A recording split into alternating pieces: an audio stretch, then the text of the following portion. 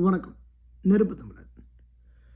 ஐயப்பன் கோயிலுக்கு எல்லா இந்தியா முழுவதும் எல்லா மாநிலங்கள்லேருந்தும் போனாலும் தமிழகத்திலிருந்து செல்லக்கூடியவர்களுடைய எண்ணிக்கை ரொம்ப அதிகம்னே சொல்லலாம். ஏன்னா தமிழ்நாட்டில எல்லாம் எந்த சாமி இல்லாத மாதிரி எல்லாரும் ஐயப்பனை தான் தேடி போகிறோம். அங்கே போகக்கூடியவங்களுக்கு போன பேருந்துகளை எல்லாத்தையும் நிறுத்தி வச்சு கிட்டத்தட்ட 8 மணி நேரங்களுக்கு மேலே அந்த எல்லா ஐயப்ப சாமிகளையும் கதற விட்டுருக்கு கேரள அரசாங்கம்.